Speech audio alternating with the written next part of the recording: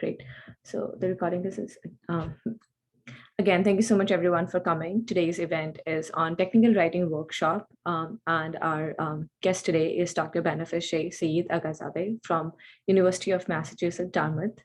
Before we start the workshop, I have just a couple of slides to talk about WOA, which is Women of Aeronautics and Astronautics. So this event is being organized by Judy Park. She is the chair of the Technical Development Subcommittee at WOA. So what WOA is, as I said, WOA is Women of Aeronautics and Astronautics. We aim to provide support, empowerment, and networking opportunities for women and minorities in the aerospace field, beginning with the university students. We want to increase female and minority gender participation in the aerospace through technical and professional development, create a safe and welcoming place for minority communities through mentoring and outreach, build an inclusive, supportive community within aerospace. And some of these logos that you see of universities are where we have our university chapters. University of Maryland, from where I am, University of Michigan, Georgia Tech, CU Boulder. So there are a lot of universities. So how did the WOA National started?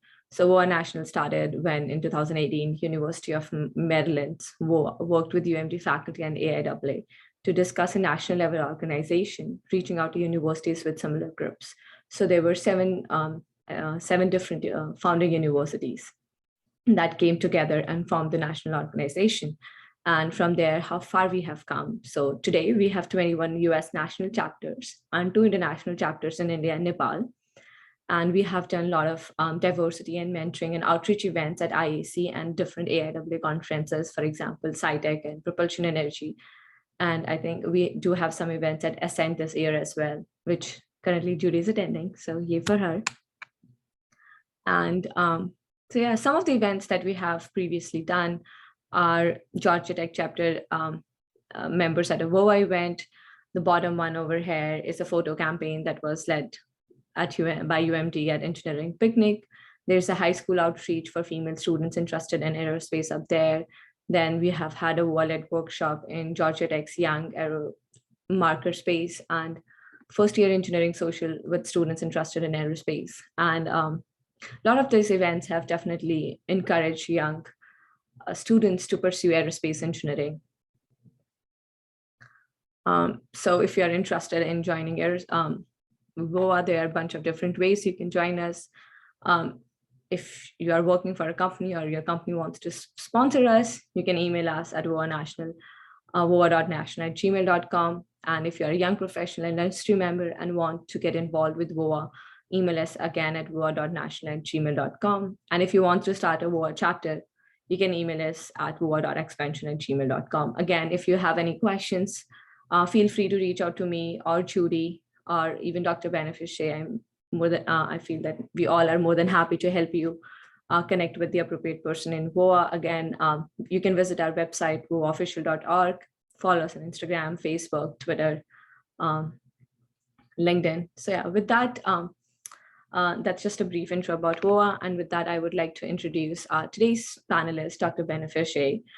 She's an assistant professor at the Mechanical Engineering Department and the director of the Laboratory for Fluid Structure Interaction Studies at University of Massachusetts-Dartmouth. She received her PhD in Mechanical Engineering from University of Massachusetts-Amherst, and she was recently presented with the 2021 College of Engineering Outstanding Young Alumni Award.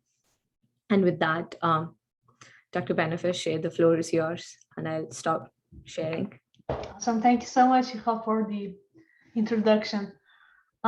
For today, I'm gonna share my slides and talk about a couple of things. And let's see if I can do that. Bear with me for a second. Let's see. Okay. Do you see my slides? You're good. Awesome. Wonderful. All right. Thanks everyone for joining us this evening. I'm gonna talk about a couple of things about technical writing. Well, I started my first journal publication when I was in grad school. I used lots of feedback from great mentors, and these days I think I'm in transition from being the sole paper writer to a mentor. Now I'm mentoring my students, trying to edit their manuscripts and trying to somehow navigate in between us. So hopefully what I will cover is I will cover things from both student side of the things and also professor part of this technical writing. I want to start with the question that why do we write? And just to be clear, this workshop is about technical writing, but in particular about journal publications, papers, manuscripts that you submit to journals. Why do we do this? Well, ideally, we write papers, we publish to share the research findings with public, with the hope of letting public to use our data, our findings, results to improve the knowledge base. That is the ideal case. Yes, we do that for this purpose. But I think over the years, this has been sort of been developed and has been shaped into our academic life that serves another purposes too. For example, if you're a graduate student, you write papers, you try to publish because you want to get your degree, you want to be very recognized in your field and get your degree. Like me, if you're a professor, if you're an assistant professor, associate professor, even full professor, we write because we want to support the ideas that we have through our writings. If I have an idea, I develop that idea. If I get some preliminary results, if I publish that, it gives my idea more credibility to go to a funding agency later and ask for more money to support this research. Why do I need that money? To support the students to work on this research. So to get funding, you need to publish. And again, if you're in academic environment, for every promotion, you need to publish a certain number of papers with your students and your collaborators. So these are also reasons that you need to publish. But then what stands in your way of a publication? First of all, it is a very, very long journey from day one to when your paper is out. It normally takes more than a year, I want to say. There are certain scenarios that it might take less than a year, but in average, I think the process would take more than a year. Now, even if you have perfect research findings, you have written your paper, there are other logistics that you need to take care of. Especially these days, competition for space in journals is very intense. It means that you can't get your paper published anywhere that you like. Rejection rates are different in different journals. So finding that best journal to publish your work at is sort of an art that we would focus as we move forward in the slides. I will talk about that. But then to start with, you might wonder, is my work worth of publication? Should I do this? Is this the time? This research that I'm working on, is this gonna end at any journals or no? To answer this question, I think you need to ask yourself, okay, this work that I'm doing, these results that I found, so what? This so what? Ask it from yourself. Is this helpful to improve the knowledge base? Is this information helpful for particular people in a particular field or not? To answer this, so what, you need to go back, see what has been done in this research. Is your research finding, is it filling a gap in literature or not? If it is, most probably, yes, it is worth of publication. But as I said, definitely make sure you do your homework beforehand because it is a lot of work. In average, I work with my students, in average for one single paper to be submitted, we go over 20, 30 drafts of papers. So it's just back and forth, revise and edits. And as I said, it would take at least a year. So make sure that you're committed to this work this much, that you want to publish it. Something I want to discuss a little bit more is about the same question, that is my work worth of publication? Is it the right time to start writing a paper? Imagine if you're an undergraduate student, what is that research project? Most probably you have joined a lab. The professor in that lab have asked you to get involved in this particular project, and then you're doing something and you're finding things, you're meeting with your professor. And through these meetings, they encourage you at some point, if the results are satisfactory, they would encourage you to start writing a paper. If that is the case, then that's a good news, because there is somebody above you which are supervising this process. They, based on their experience, they know it is the right time to start writing a paper. Same thing if you're a graduate student. If you're a graduate student, again, if you're working in a lab on a particular project that your professor has assigned you to, most probably they would know when is the best time to start writing a paper. But in general, as I said, if you want to get a feeling that, okay, when is it the time to start writing a paper, I would encourage you to think along the process, when you get somewhere that you find some significant findings or advancement in your work. How do you know it is a significant finding? You need to, again, I'm going back to the literature. You need to know your literature. You need to know what has been studied. And if you know the literature, if you know what people have done what, and as you read the papers, you see what are the expectations when we talk about significant advancement. When you reach a certain point, you can feel that, yes, now this is a very novel results. This is worthy of publication. Let me start that paper. If there is any hypothesis, make sure that whatever is that hypothesis in your work, is this straightforward? Are you going to be able to achieve to the results, or to prove that your hypothesis is working or not? If you're running an experiment, you need to see if the experiment tested the hypothesis that you put forward. Most often, if you're doing any research, even if you don't want to publish it, if this is a research project, you should be, at some point, you should feel very comfortable to be able to describe your work in 1 or 2 minutes.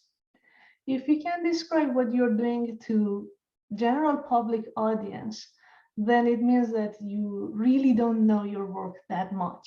You should be able to describe your work in very short sentences, 3-4 sentences to general public. Same thing goes with the results. Can you summarize your takeaway messages into 1 or 2 sentences or not? If you can, most probably it's the time for you to start writing the paper. I can't emphasize enough on a thorough literature review. We'll look into this more in details. But I think in our previous workshop, Vidya did a fantastic job on technical reading, and she had lots of great suggestions on how to do a thorough literature review. So I encourage you to check that recording if you if you weren't able to attend the workshop. And then finally, okay, if it is the right time to write the journal, how to choose your journal. That's what we are going to discuss today. All right, so let's say you somehow convinced yourself, or your professor convinced you that it is time you need to write a paper. So what? So what is the next question? The other questions you at this point you might come up with is, first of all, what is the right format for this report or for this paper that you're writing? Most often we deal with different type of papers. For example, we have regular original articles that are about 20 pages or so. Sometimes they are review papers that would review a particular topic. Mostly for those review papers, you would bring in all the literature that has been done, and that would try to have a very concise story of what has been done on this particular area. Sometimes there are letter papers that are very short, and the point with those letters, which are about 4 or 5 pages, is you have a story to tell, but it is very time sensitive. You want to say it right now. You don't want to wait for a year for this process of peer review and then a publication and everything. So those letters are normally quick and fast, but then there should be a very time sensitive information, very time sensitive research findings that you want to quickly share with public. Then selection of a journal, I think, is one of the most important and critical things to do. What journal should you choose? And in order to choose the right journal, you need to know this research that you're doing, who is the right audience for it, who cares about these results that you have found. So you need to know your audience, trim your work based on the audience, the journal that you're publishing, you're submitting to, in order to have a successful submission. I have been talking about choosing the right journal. I just want to go over a couple of things, how to choose the right journal. The online world right now is like you can find all different type of journals, colorful ones. These days, open access journals are becoming very popular. So as I said, it is more or less becoming an art of selecting the right journal. I have a couple of things I want to share though. I think the way you're thinking about your research, you should not start from the top journal and just descend the journals based on their prestige or the other factors that I would discuss. No, I think what you need to do is know your audience. Who would benefit the most from this research finding, and target the journals with those audiences.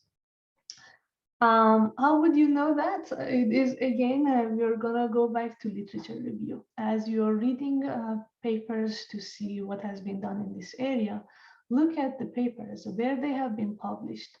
Most probably those are the same very limited journals that you may want to target. Most often these are field-specific journals. Know your own field-specific journals.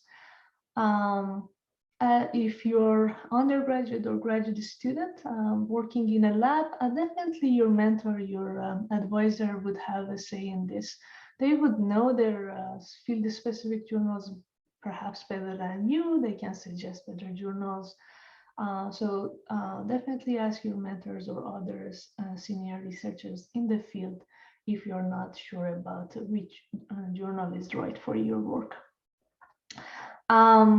Literature review, as you read references, as I said, I think I covered that, definitely. That's very helpful. Once you select it, or in a process of selecting the journal, make sure that you read the aim and scope of that journal. These informations are up online in every journal. And see if your work really fits into the scope of that journal or not. Hopefully, once you selected your journal, definitely before starting any draft, read instruction to authors. They always share great details on how to write this, what are the expectations for any submission they receive.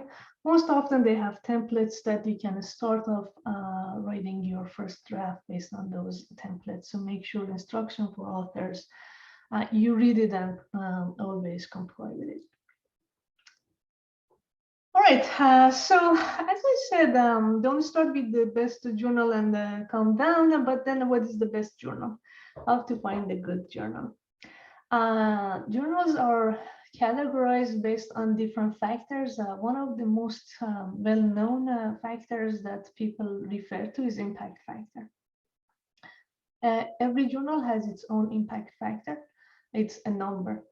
And then the higher that number, normally rule of thumb is more prestigious the journal is. For example, Nature, Science, they have impact factors of 40, 41. But then how do we calculate this impact factor? Well, you don't really calculate, you just Google it. But in case you're interested to know how this number is calculated, I have that formula for you here. For example, if for a journal, they have A as total citations in 2015. And if we consider B as 2015 citations to an article which was published a year ago in 2013 and 14, which is a part of that A, yes. And then if C is the number of articles that is published in that previous years. So the ratio between B over C, which is the number of articles that were published over the citations they received, defines impact factor in 2015. So we go back in a year and we look at the data from previous year. As I said, Nature, Science, they have impact factors of 40, and I think that is they are one of the highest impact factors. But I just want to caution you, it's not everything. Like, so if I'm not targeting 40, I should target the journal with impact factor of 20 at least, 10 at least. No, it doesn't work that way. One of the things that, as you can see from this formula, I put it here just to discuss this, is the number of papers they receive every year also plays a great role in this impact factor. So Nature, Science, they are relatively broad in their fields, so they can receive different papers from different fields. But let's imagine that there is one particular journal that looks at one particular thing in your field. It's very field specific. So the number of papers they receive is relatively less. And therefore, the impact factor wouldn't be 40, 30, 20. It would be less than 10, less than 5. But still, they might be very prestigious in their own field, a specific field. So definitely impact factor is not the only thing you may want to consider, but it is a well-known factor in the field. If you Google every journal, they have their impact factors for a couple of recent years. You can find them online. There's another factor we call this immediacy index. It is technically a indicator of how fast the publication is being cited. For example, it is defined as the average number of the times an article is cited in the year it was published. How many times in the year it was published, the papers are being cited. We call that immediacy index.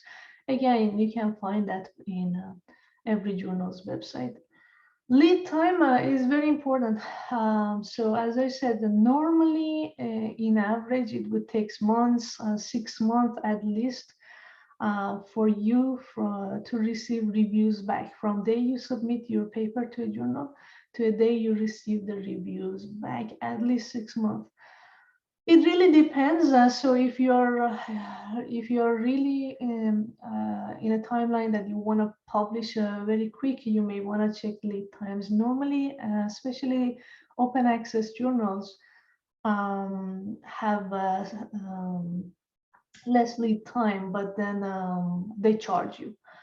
They are not free to publish, but then they will charge you for your paper. And then there are other factors for different lead times and different journals. So make sure you check that. Again, this information is available on every journal's website. But then choose wisely. If you choose a wrong journal for your publication, you will have to wait at least 6 months to hear back from reviewers, and then it might not even go to review, and again you're wasting your time, and then perhaps you're just enthusiasm to publish. So make sure you spend some good time beforehand, select a good journal so you don't get that. All right, now let's see. Why we write a journal, we now know that. How to select a good journal, I hope you got some ideas about that. But then what is the process of paper writing? Well, the hardest part, I think, definitely is just getting started. That first idea of me writing something is the hardest part. Once you're passed through that, I think things are going to be more straightforward. First, just create an outline. What you're going to write about, plan on multiple drafts, have a very concise and systematic way of naming your files, different drafts with dates. Believe me, you're going to get lost in all these drafts. So make sure it's a very systematic way, not final draft, final draft, final draft I wrote in July. Please don't do that. Systematic way of filing a name with a date. These days, we have all this technology that you can use, especially if you're working with a mentor, with your advisor, with collaborators. If there are more than one person, which 99.9% of the time is the case, share your work with others through cloud-based shareable platforms, Google Doc or OneDrive, Dropbox. If you're a LaTeX person, you can use Overleaf, which is an open access LaTeX shareable platform. But then keep track of your drafts, who is adding what to your paper. Start creating tables, figures that would go into your draft early on. They would give you some ideas about the analysis, what you're going to discuss, how this story is shaping up. So tables, figures, try to have them really early as you can. Actually, once your data collection and data processing is finished, start putting together your figures. Definitely put some deadlines for yourself if there is no other deadline, external deadline of publication. We all do procrastination. Yes, have some deadline, stick to that deadline, make it clear to all the other co-authors, and just move steady with some consistent pace.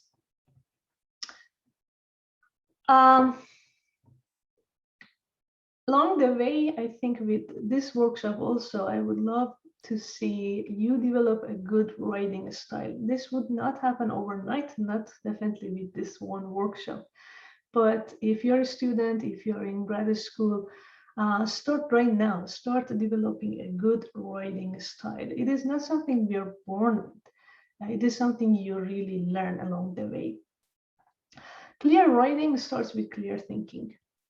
And again, think about what I said. If you can tell about your research in 2 sentences, in 1 or 2 minutes to somebody, it means that you're thinking clearly and you're able to convey your message in a clear way.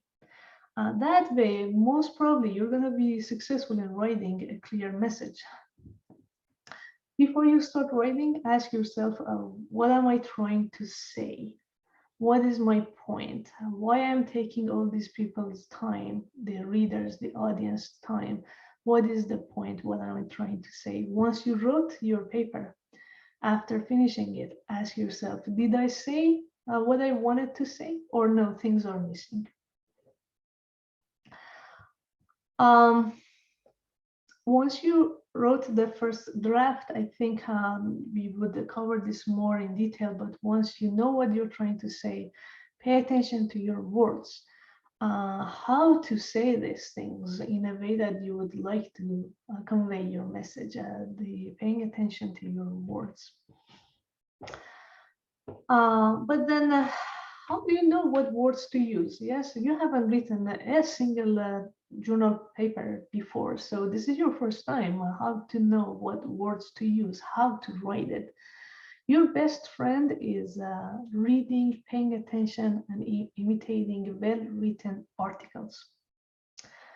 I say this to my students all the time.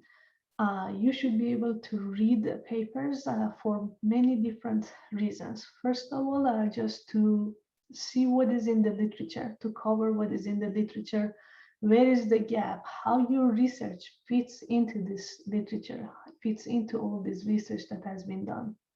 That is one series of reading all these papers. Read it once, twice, three times, as long as you're getting something out of it, just read them. The next series of reading papers is because you want to see how they are conveying their message, how they are writing their sentences, how they are outlining the paper to say this particular message. So you're this time read the papers and pay attention to how things are formatted, the outline of the papers. And definitely, if you like the format of a paper, the way it has been written, you think it is flawless, it is just flowing, try to imitate that, try to see and do reverse engineering, see how they are writing it, and try to adapt to similar approaches. So the first point I can't emphasize enough how important that is.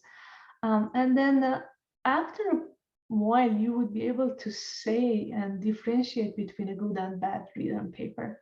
I would always tell my students, try some papers that are published in well-known journals in our field, because most probably they have gone through a very very good peer review, and then it is well written. It is we know it is most often it is well written. If you know particular authors in your field that are famous, or they are very good at conveying their message, read their papers with this purpose. Try to learn from them. As I told you before, talk about your research before trying to write about this. Talking, it means that use any opportunities that you found to present your work. That presentations can be in your small research group meetings. It can be at your school, at your department. It can be regional conferences, national conferences, but try to talk about this. Respect your audience. Whenever you're writing something, think about this. If the thing that I'm saying right now, if you're taking 1, 2, 3 paragraphs, 1 page, 2 pages, is this helpful for the audience to understand the message or not? Try not to bore them, but always think about the importance of that message. Except that writing is hard for everyone, especially for those who are writing for the first times.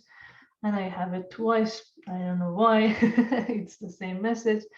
As I said, once you have your first draft, then it is just revision, revision, revision. Nobody writes it perfectly on the first try. I have 10, 20 revisions of my own draft before I submit it somewhere. And for revision, you would do this yourself. My rule in my lab is every student would read their own draft 3 times before sending it to me to review. That means read your work many, many times, read it out loud to make it perfect. Try to get other people's ideas once it is you have passed a couple of first drafts. Send it out to your trusted mentors to read and give you some feedback. And then learn from those feedbacks. It's not like you send it to your professor, they edit things and they give it back to you. No, learn how they edited things. What were the things that they changed? And so that next time you would be more mindful of the same changes. So learn from your proofreadings and correcting. And definitely you don't want to copy any sentence directly from any work in your own original paper. So avoid that. All right, so these were general tips about writing a paper, but the rest of the second half of workshop, I want to cover what are the parts of an original research paper. Original research paper, at least in engineering field, would have these components. It should have a title, abstract, and keywords, introduction, methodology, results, discussion, conclusion, acknowledgement, references. Almost every paper you find would have these components. But then the question is, do you write in the same order or no? To answer that, short answer is no, you don't write in the same order. You don't start with title, abstract, introduction, but as a matter of fact, you start with introduction. Introduction is one of the most important pieces because you prepare your audience, telling them what has been done in the literature, where is the gap, how your research is filling that gap. That is it. So three things: where are we in literature? What has been done? Where is the gap? How your research is filling that gap? That is it. The best introduction comes from a thorough literature review. At least, I don't know, 20, 30 papers you should be able to cite in your introduction, referring to previous works that has been done in this area. You need to answer what has been done, what can you say that's new, identify gap in knowledge, and then based on these gaps in knowledge, you're going to build your case for why your study is important or necessary. As I said, you need to be thorough in your search. When you're looking for literature reviews, you need to look for a wide range of papers and try to narrow them down to those that are related. You don't cite every work. You need to read those citations first and then find the relevancy and then cite them. Draw the audience in very early. So if you want to just bore them with, okay, this people X have done this, Y has done this, and then Z 10 years later they did this. This is a boring story. Try to draw your audience in, be provocative.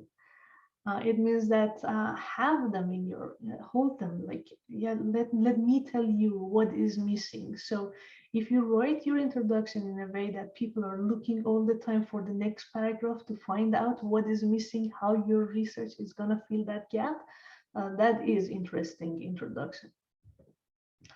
When we are writing about introduction, I often say this, try not to be very negative. Like, these other people have done this and they haven't done this in a correct way that I like, so that's why I'm doing this research. No, always be positive, use positive wordings, even if that is your intention, because these other people did not have the instrument you have right now in the lab. And now you have this tool to run this experiment and provide us with more details. But still, you need to write it in a very positive way because the chances are the same people are going to review your paper. In writing your introduction, again, keep in mind that you're writing this for a specific audience in that journal. Target them, what is interesting for them.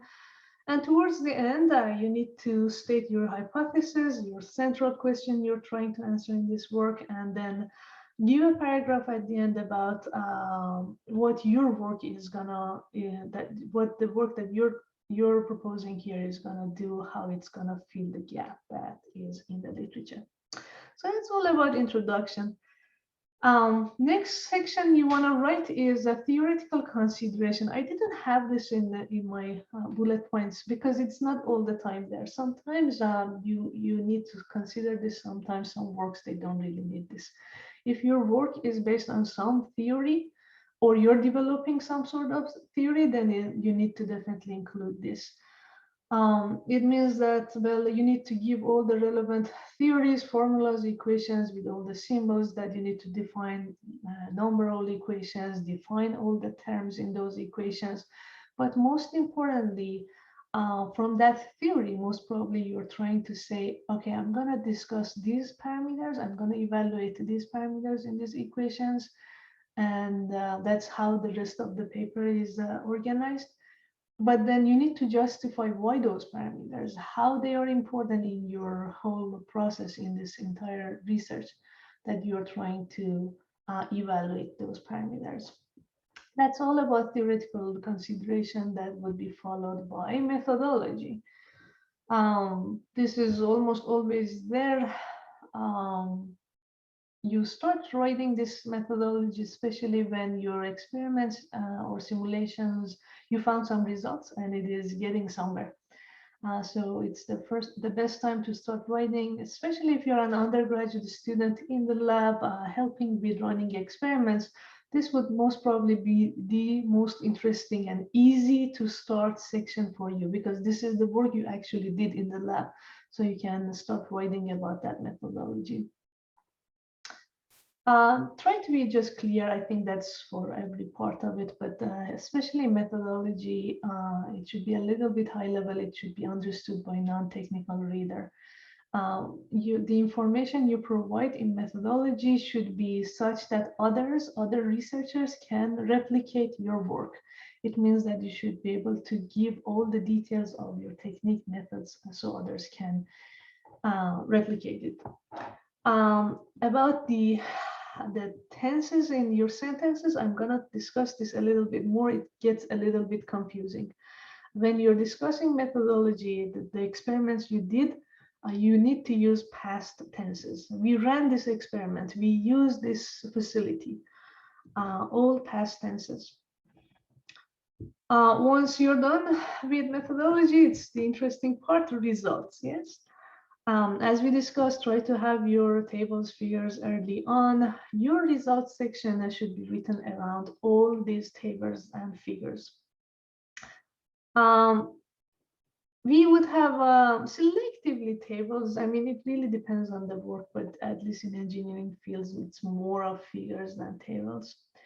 The tense, again, is past tense. You would present your results in the past tense. What we found is this and this and this. You would present main findings based on those tables. Everything that you discuss in your results should be based on something you're presenting in terms of tables or figures. You don't interpret in results. So you don't say, okay, because we're seeing this, it might be these other things that we are thinking. No, you need to just discuss your observation. This is the result, just the facts. Tables should stand on their own. It means that they should be very clear about the numbers, what you're trying to report. They might be straightforward and concise. Most often, if you're doing some sort of experiments, statistical analysis is expected in your results section. But then when you want to interpret, when you want to generalize it, it is this next section, which is discussion. In this section, followed by results, the first paragraph is, first of all, you go back and try to see the hypothesis that you posed in the introduction. Did I answer that question?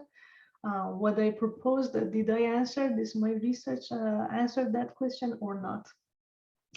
Then the rest of discussion would be just what you have found in terms of strength of your work, limitation of your work, how it fits into literature, and then the implications of the findings, what is new, how people can use it. You can discuss all those things here.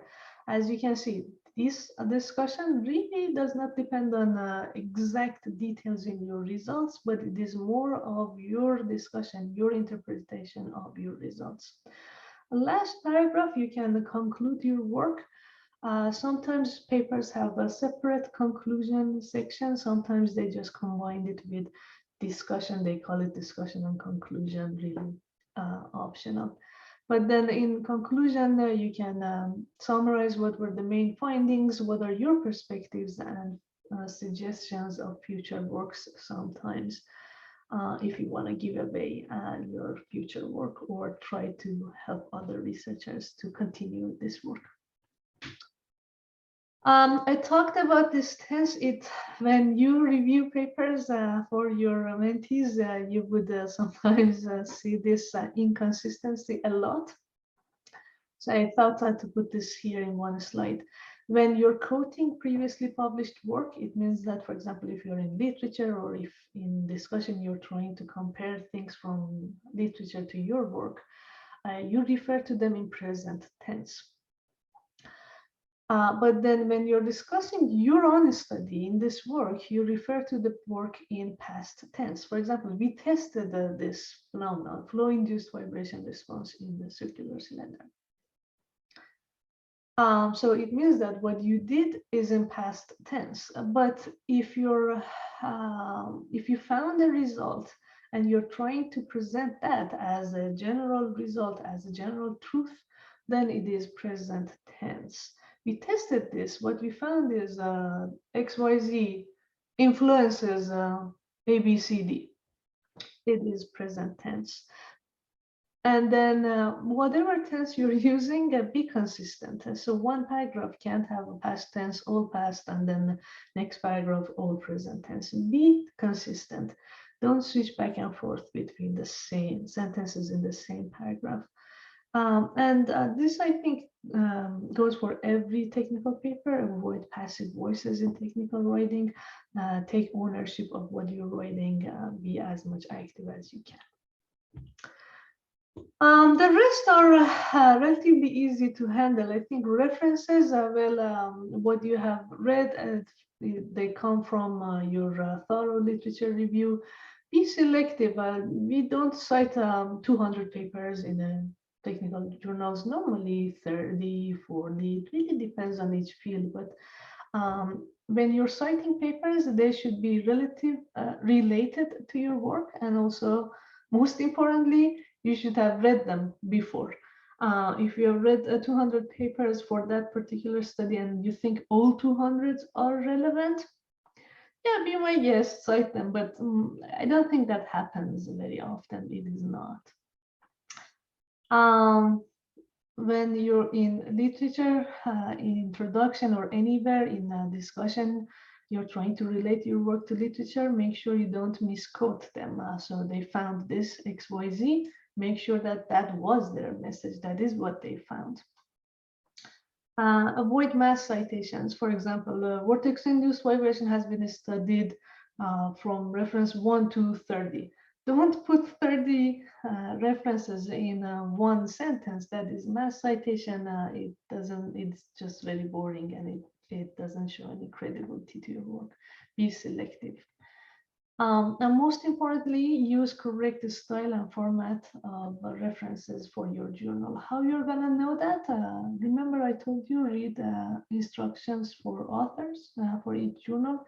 They tell you exactly about what format of references they're looking for. Again, Vidya, I think, covered a very helpful discussion on references, their formats, and how you can use programs like Zotero or other programs to handle the citation. So that is good. But then actually we come back and write abstract right when we are done with the draft. Abstract is actually a critical part of the paper, that although it comes first, but we write it at the end, because you need to have a very clear vision, idea what you have written, what was the message you were trying to convey, and how you wrote that. So you would come back here and write in abstract. Abstracts are normally 1 or 2 short paragraphs. This is a very critical part of your paper, because the reviewers will first read this. It is also very important because whoever wants to read your paper would first read the abstract. If you write the abstract in an interesting way, if your results are interesting, people would get attracted. What do we write in abstract? We state the main objective. What was our objective? You would summarize most important results, not every result you found, but the important ones, and major conclusions and significance of your work.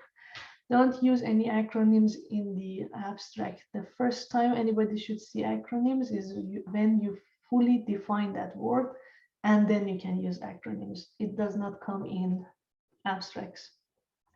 And then it's abstract and keywords. Make sure you provide related specific keywords for your work, because it would help later to be searched by those keywords so people can find your work. Title, I mean, I have it at the end. Some people are very excited about their work from day one. They know what the title should be, or at least have general ideas. Be my guest to start with title at the beginning if that motivates you to write that paper. But it is important to select a good title because it would help, again, it would help you to see, well, not you, but it would help readers to find your work. So make sure that you have the necessary keywords in your title that you want your work to be known based on those keywords. Avoid long titles. Most journals have limitations on the words for how many words you can use in your paper titles, and avoid abbreviations. Try not to have those. Try to be as clear as possible in the title. At the end, you should acknowledge people who helped this work. If this work was financially funded by any grant agency, you need to acknowledge that. Normally, your professor would know about that, would bring it here for you. If there were people who gave you any tools, experimental or computational tool, and it was just they provided you with that tool, nothing more, most probably they won't be an author, but they should definitely be acknowledged at the end. If you ask people to read your paper, contributed to discussion or ideas, again, make sure you acknowledge them. And if you received any technical assistance from machine shop or computer centers, make sure that you acknowledge their work. Proofread your work before submitting it to journal. Terms, are they consistently used or no? You switch between different terms that have the same meaning. Don't do that. Use the same word consistently over and over. Numbers in abstract, do they match the numbers that you have actually in the text, in the figures, in the tables? Most often we go back and forth, we change a couple of things in the text. Make sure your abstract and the text are consistent. Citation numbers, if you're not using some automatic way of citation and having those references in your text, then that's a big headache. I do highly recommend you to do automatic citations, but then make sure that the citations match the references. The grammar, definitely the format, everything, check those many times before submitting. Polish your writing style, get other people's reviews, look for typos, double check spellings, and then eventually, I just want to add something about the order of authors. It really is, I think sometimes field specific, but normally the first author is the person who did the most of the job, including running experiments, writing the paper. And then it is followed by those who have who had less contributions. And the most often the last person in the list of author is your senior personnel. It means that it's your PI, professor, or the senior person in that team. Most often that's the rule of thumb. But then in every publication, there would be only one corresponding author. Again, most often that corresponding author is the senior member, but then sometimes it changes to the first author as well. What is the job of this corresponding author? The job is the submission. So they go through the whole submission process. They prepare the files that you need to submit to the journal, and they are in correspondence with the journal. They handle this. They read the journal instruction, what files need to be uploaded very carefully. There are many forms, some forms that you need to fill out on behalf of the entire team. You need to submit your manuscript with a cover letter, mainly written to editor of that journal. Sometimes they ask you for a suggestion of reviewers, so make sure that you've done your homework, you know who you would like to be your reviewer. It's not guaranteed, they don't do that all the time, but they might consider your suggested reviewers. And then every correspondence that the corresponding author receives, make sure that you confirm the receipt of that email, follow up your communications, acknowledge journal's effort. What is the process? Okay, you wrote this paper, what's going to happen to this? So once you have a complete research, you prepare your manuscript, you submit your manuscript. Once you submit, it is gone. Now it is in a journal. They assign editor would read if they found, first of all, the office of editor would check and see if they have all the relevant files. Then the editor would read, and then they would assign this editor, or associate editor would assign it to reviewers for review. This process, as I said, normally takes about 5-6 months, and then you would hear about decision.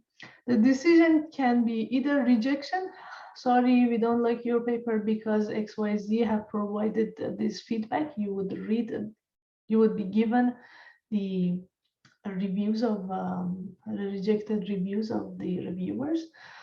If you're lucky, you would receive revisions. So reviewers would read. Normally, we have 2, 3, 4 reviewers per paper.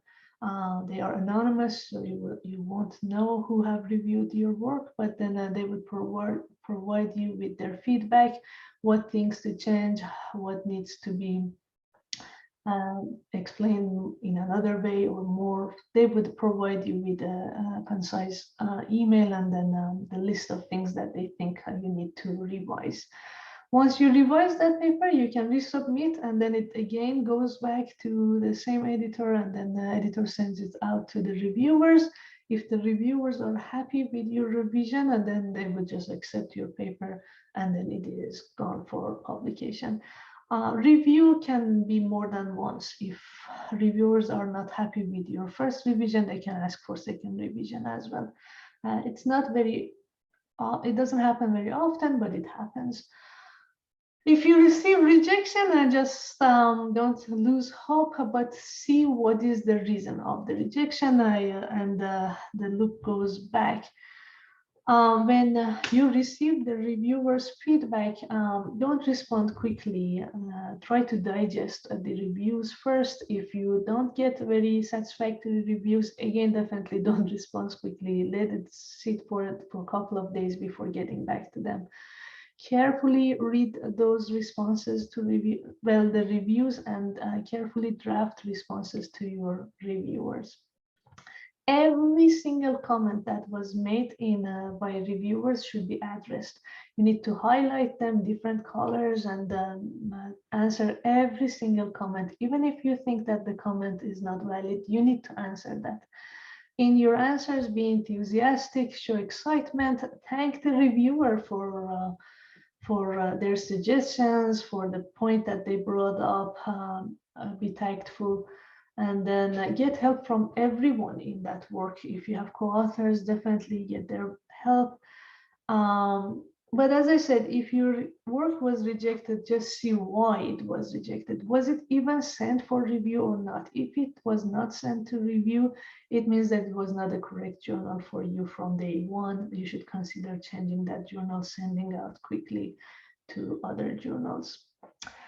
I think with that, I just want to provide the very helpful resources that help me to develop these slides for you. Make sure that you check them out.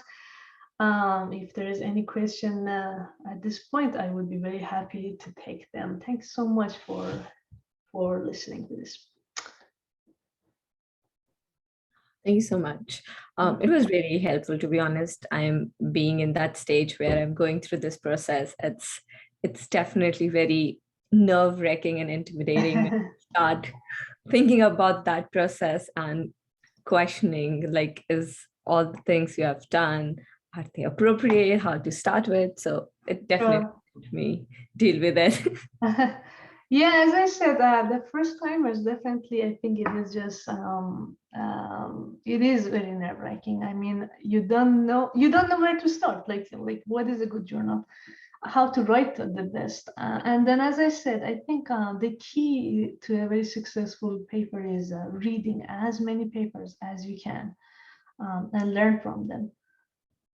I'm definitely going to start doing that more. Sure, yeah, definitely. I mean, yeah, that just takes some time, but it pays off. Yeah, for sure. Thank you so much. Does anyone else have any other questions or comments that someone wants to say? Okay. Again, we would like to thank you, Dr. Banafsheh. It was really helpful and informative. If you guys have any other question in future, feel free to send it to Judy, me, or Dr. Banafsheh, or just like WOA, and we can forward your question to her. With that, again, I would like to thank you, Dr. Banafsheh, for coming and giving this wonderful workshop.